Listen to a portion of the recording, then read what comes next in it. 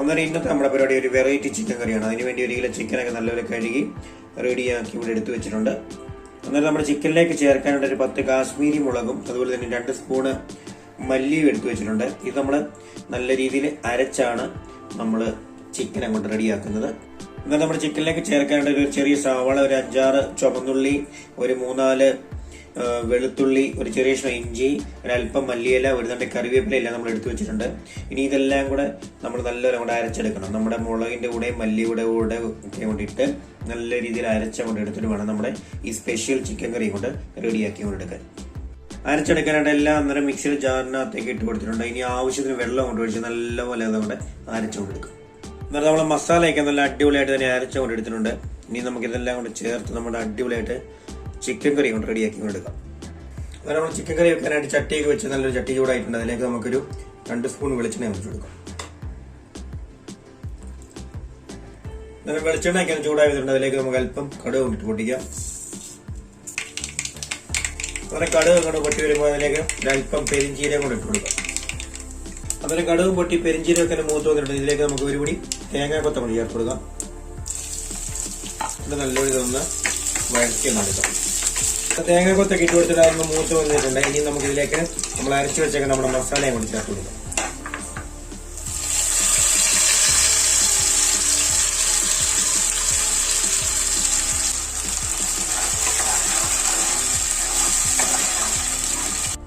മസാലയൊക്കെ നമ്മൾ ചേർത്ത് കൊടുത്താൽ ജാറ് കഴിയും വെള്ളം കൂടെ ഒഴിച്ചു കൊടുക്കാം.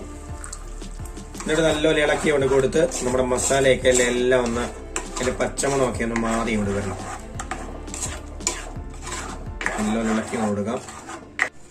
അത് നമ്മുടെ മസാലയെല്ലാം നല്ലപോലെ ഒന്ന് മൂത്ത് വന്നിട്ടുണ്ട്.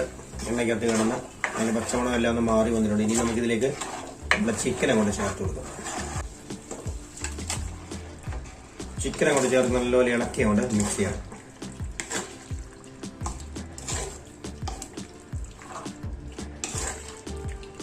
എന്നിട്ട് ഇനി ഇതിലേക്ക് ഒരു അല്പം മഞ്ഞപ്പൊടി, ആവശ്യത്തിന് ഉപ്പൂടെ കൊണ്ട് ചേർത്ത് കൊടുക്കാം. ഇത് വീണ്ടും നല്ലപോലെ ഇളക്കി കൊണ്ട് കൊടുക്കാം.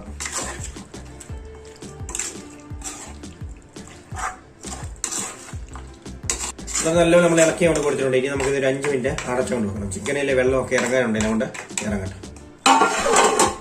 എന്നാൽ നമ്മൾ ചിക്കനൊക്കെ വെച്ചിട്ട് ഏകദേശം 5 മിനിറ്റ് കഴിഞ്ഞിട്ടുണ്ട്. ഇനി തുറന്നുകൊണ്ട് നോക്കാം. ചിക്കനിലെ വെള്ളമൊക്കെ കൊണ്ട് ഇറങ്ങിക്കൊണ്ട് തുടങ്ങിയിട്ടുണ്ട്. നമുക്ക് ഇളക്കി നല്ലോണം കൊടുക്കാം.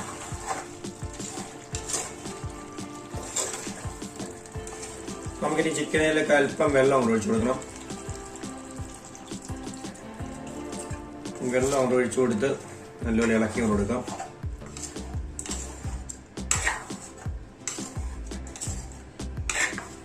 ഇനി നമുക്കിത് കൂടെ അടച്ചുകൊണ്ട് വെച്ച് ഒരു മീഡിയം ഫ്ലെയിമിൽ ഒരു 15 മിനിറ്റ് കൊണ്ട് കുക്ക് ചെയ്യാം. അപ്പോഴത്തേക്കും നമ്മുടെ സ്പെഷ്യൽ മസാലയിലുള്ള നമ്മുടെ അടിപൊളിയായിട്ടുള്ള ചിക്കൻ കറി റെഡിയാവും. ഇനി ഒന്നും നല്ലോണം തിളച്ച് വന്നിട്ട് വേണം ഇതിലേക്ക് കുരുമുളക് പൊടി അതുപോലെ തന്നെ ഗരം മസാലയും കൊണ്ട് ചേർത്ത് കൊടുക്കാം. ഇടയ്ക്ക് എന്നിട്ട് നമ്മുടെ ചിക്കനൊക്കെ തുറന്നു നോക്കാം. എല്ലാം അടിപൊളിയായിട്ട് തിളച്ച് വെന്തുകൊണ്ടിരിക്കുകയാണ്.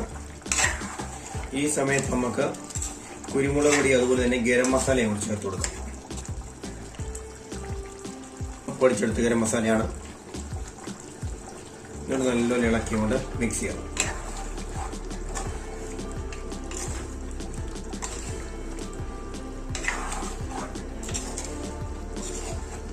എന്നിട്ട് നമുക്ക് ഇതിലേക്ക് വരുന്നുണ്ട് കറിവേപ്പില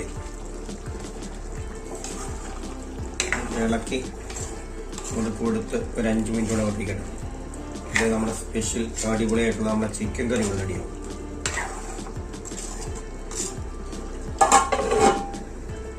ഇനി നമ്മുടെ ചിക്കൻ കറിയൊക്കെ തുറന്നു നോക്കാം.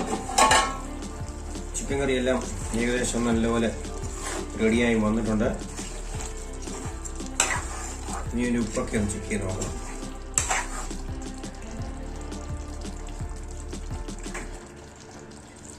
ഉപ്പും മസാലയും എരിവും എല്ലാം കറക്റ്റാണ്. നല്ല അടിപൊളിയായിട്ടുള്ള നമ്മുടെ നാടൻ ചിക്കൻ കറി ഇവിടെ റെഡിയായിട്ടുണ്ട്. ഇനി തീയൊക്കെ അങ്ങോട്ട് ഓഫ് ചെയ്ത് കൊണ്ട് വെക്കാം. നല്ല കിടുക്ക ചിക്കൻ കറി.